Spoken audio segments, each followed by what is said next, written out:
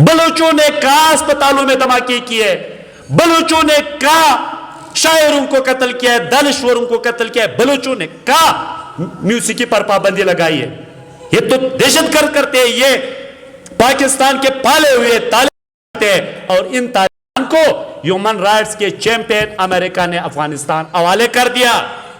आप सरफराज से चलाओ, चल जाएगा, चलाओ जामा और जमाली से, चलाओ कद्दूस जैसे मोरों से नहीं चल पाएगा।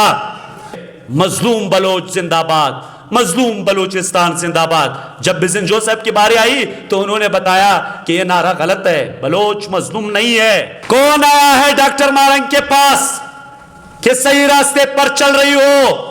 कौन आया है समीदीन बलोच के पास कि मैं आपकी हिमायत करता हूं और आपके साथ जुदोजहद करूंगा? हमें फोटो सेशन नहीं चाहिए, फोटो खिंचवाने के लिए आते हैं और हमारी तस्वीरें बीच जाती हैं।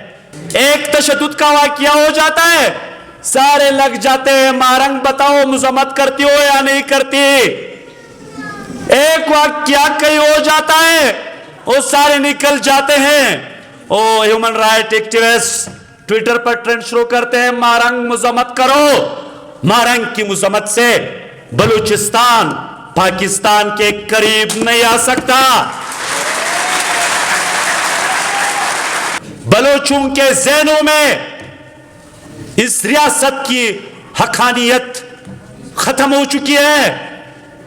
1976 में उनके बड़े फर्जंद असदुल्ला मैंगल को जिब्री तौर पर लापता किया गया, आज तक कोई सुराग नहीं मिला।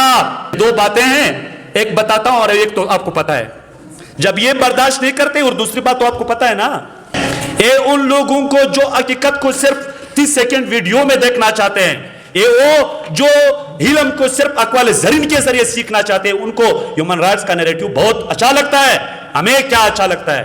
हमें वो हल चाहिए जो अलगहरा होता है, हमें वो हल चाहिए, हमें वो रास्ता चाहिए जिसकी बुनियाद यहां पर नवाब खैर बख्श मरी, सरदार अताउल्लाह खान मेंगल, मीर गौस बख्श बिजेंजो, बाबा अब्दुल करीम शोरश और उनसे पहले मीर अब्दुल अजीज कुर्द, मीर यूसुफ अजीज मक्सी, मोहम्मद हुसैन अनका और इन जैसे अकाबिरीन ने जिस रास्ते की बुनियाद रखी थी, उसी रास्ते में ये हमारा निजात है। हम सबका, आपका भी, हमारा भी, सारे मुस्लिमों का। मुस्लिमों से याद आया मुझे, पश्तो के एक बड़े शायर है रहमत शाह साहिल, उन्होंने बताया था कि जब 70s में बादशाह खान काबुल से वापस आए थे, अफगानिस्तान से वापस आए थे, तो एक जलसा आम था, वहां बादशाह खान भी स्टेज पर तशरीफ फरमाते और बिजेंजो साहब भी, और उधर जलसगाह से नारे लग रहे थे, बलूचिस्तान मजलूम नहीं है, मजलूम वो होता है जिसको अपने हकूक का, जिसको अपने आदाब का पता नहीं होता। बलोचों को अपने हकूक का भी पता है, अपने आदाब का भी पता है। बलोच मजलूम नहीं है, बलोच महकूम है। और मैं इसमें कुछ और शिद्दत पैदा करूं, बलोच गुलाम है, बलोच कॉलोनाइज्ड है। जब तक कॉलोनाइजेशन खत्म नहीं होती, जब तक ये गुलामी खत्म नहीं होती, जब तक ये महकूमियत खत्म नहीं होती, तब तक ह्यूमन राइट्स इंप्लीमेंट नहीं हो सकते, ह्यूमन राइट्स एक्सरसाइज नहीं हो सकते, ह्यूमन राइट्स का तस्वर जो है वो इसी तरह खोखला रहेगा। कहते थे जब बलोच समाज की बात होती थी, ये जो ह्यूमन राइट्स के लिबरल जो प्रोपेगेंडिस्ट हैं, वो कहते थे खवातीन की बहुत बुरी हालत है, बलोच कल्चर जो है वो खवातीन को हैवानों की तरह रखता है। वो एक कुछ था जो वो आग से गुजरना जो होता था, इसको इतना बड़ा चढ़ा करके पेश किया जाता था। मैं उसकी हिमायत नहीं करता, कल्चरल रिलेटिविज्म के अखलाकी पैराडाइम पर यकीन रखते हुए भी मैं उसकी हिमायत नहीं करता।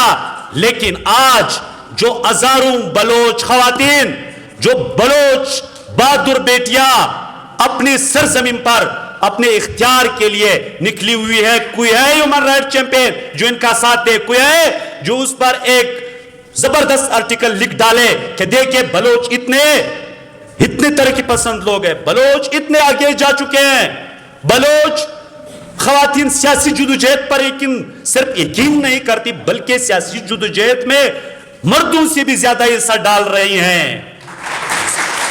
اس پر پاکستان والے تو میں جانتا ہوں، جو پاکستان کے ہیومن رائٹس ایکٹیوسٹ ہیں، جاسوسوں کی اچھی شکل کو پاکستان میں ہیومن رائٹس ایکٹیوسٹ کہتے ہیں.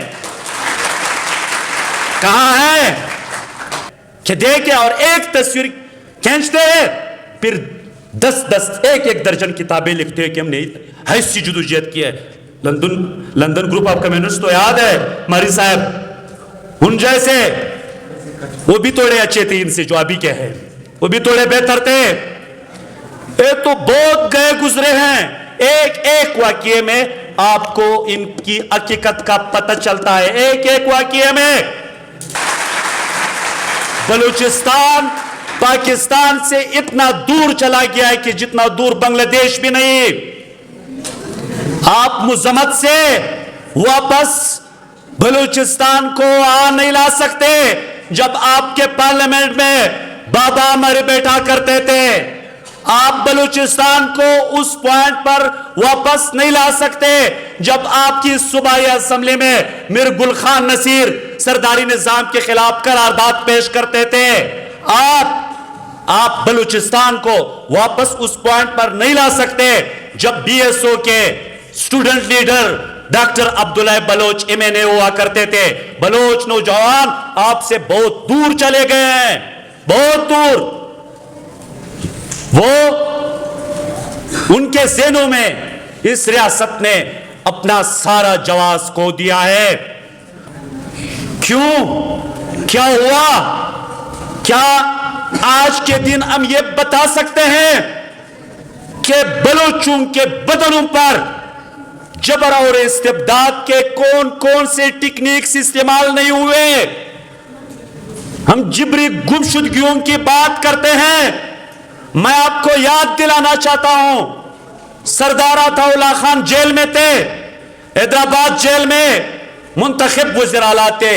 ان کی حکومت کو گرا دیا، نیشنل عوامی پارٹی کی حکومت کو گرا دیا، نیب کی سارے لیڈرشپ کو جیل میں ڈال دیا گیا. حیدرآباد جیل میں جنرل ضیاء الحق آتا ہے، وہ سردار عطا اللہ کو بتاتا ہے کہ مجھے افسوس سے کہنا پڑتا ہے کہ آپ کا بیٹا زندہ نہیں ہے. لوگ اکٹھے ہوتے کہ سردار عطا اللہ خان کو فاتحہ دے.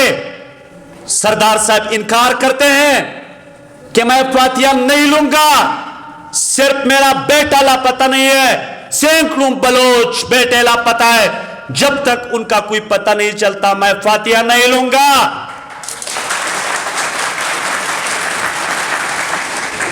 آج سردار عطا اللہ مینگل کے دوسرے بیٹے کو بھی آپ نے دیوار سے لگا دیا. ایک سنجیدہ ایک آواز جو تھی اس کو بھی نکال دیا.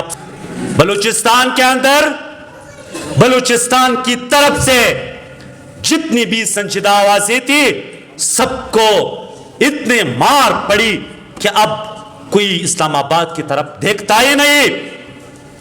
سیوی پیسفل پروٹیسٹ کرنے کے لیے بھی جب مارنگ اور سبیہ ایسے لوگ آتے ہیں ان کو اسلام آباد کی طرف سے جو آنکھ دکھایا جاتا ہے وہ ایک دشمن کی آنکھ ہوتی ہے. اس آنکھ سے آپ بلوچوں کے اس نظر سے آپ بلوچوں کے دلوں میں کبھی بھی محبت پیدا نہیں کر سکتے. یہ دل جو ہوتے ہیں وہ شاید سادی نے کہا تھا یہ آئینے کی طرح ہوتا ہے. دل یہ جب ٹوٹ جاتا ہے اس کو دوبارہ پیوند کرنا ناممکن ہوتا ہے. اور کہتے تھے پسماندگی اس وجہ سے ہے کہ 4 سردار ہیں. اب وہ 4 سردار بھی چلے گئے، لیکن میں آج بتا دوں میں باچا خان کا ایک پیروکار ہوں. نواب خیر بخش مری اور باقی تینوں نے بلوچوں کو جس طرح پسماندہ رکھا، کاش پشتون بھی ایسے پسماندہ ہوتے اور کاش پشتون بھی ایسے پسماندہ بن جائے.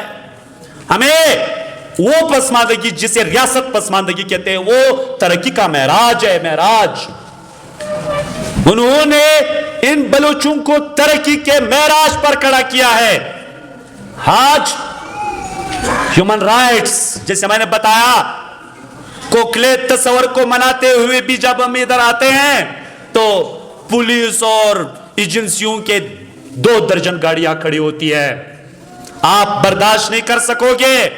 آپ ہم اگر انسانی حقوق پہ بھی بات کریں آپ برداشت نہیں کر پاؤ گے. اور دوسری بات ہمارے اجمل صاحب کہا کرتے تھے، اجمل خٹک صاحب، کہ یہ جو ہیومن رائٹس کا ہجمون ہے امریکہ، اس نے پورے افغانستان کو ان طالبان کے حوالے کر دیا. اور میں سمجھتا ہوں کہ جب تک افغانستان میں ایک ملی حکومت نہیں ہوتی بلوچستان مشکل حالت میں آپ کو ملے گا. ایک مترقی بلوچستان کے لیے ایک مترقی افغانستان کی ضرورت ہے. وہاں پر اگر طالبان کی حکومت ہوگی تو یہاں پر ڈیتھ سکواڈز ہوں گے. آپ طالبان اور بلوچ مزاحمت کاروں کو ایکویٹ نہیں کر سکتے. آپ اگر کرنا چاہتے ہیں تو اپنے ڈیتھ سکواڈز اور طالبان کو کریں. وہ ایک جیسے ہے. بلوچ مزاحمت کار اور وہ ایک جیسے نہیں ہے. یہ کیا ہے انفورسڈ ڈس اپیرنسز؟ یہ ایک ٹیکنیک آف کنٹرول ہے.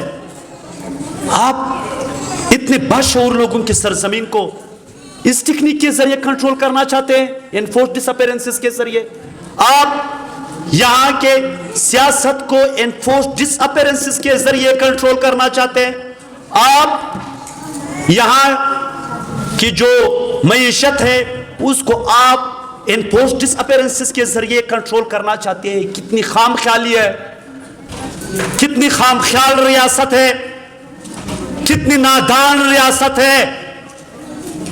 ان کا یہ خیال ہے وہ ٹکا خان کی جو خواہش تھی وہ 1971 میں جب کہا تھا کہ ہمیں مشرقی پاکستان کے لوگ نہیں بلکہ زمین چاہیے، کیا جواب ملا بنگالیوں کی طرف سے؟ اب بلوچوں کے پاس آ کر کے بھی اسی ذہن کے ساتھ آتے ہیں کہ ہمیں بلوچوں کے لوگ نہیں زمین چاہیے. بلوچوں کے لوگ اپنی زمین پر ہوں گے، آپ نہیں ہوں گے. آپ یہاں نہیں ہوں گے، آپ کو چلنا پڑے گا یہاں سے. ہم اپنی سرزمین پر اپنے اختیار کی سیاست کرنے والے لوگ ہیں. ہم اپنی آزادیوں کو کسی بھی صورت کمپرومائز نہیں کرتے. آپ نے بہت زیادہ لکھ دیا، سگریٹ سے لکھ دیا بلوچ پولیٹیکل ورکرز کے سینوں پر پاکستان زندہ باد، ڈرل سے لکھ دیا پاکستان زندہ باد. پاکستان زندہ باد ہو گیا؟ اس سے ہو گیا؟ اس سے آپ پاکستان کو زندہ باد نہیں کرا سکتے.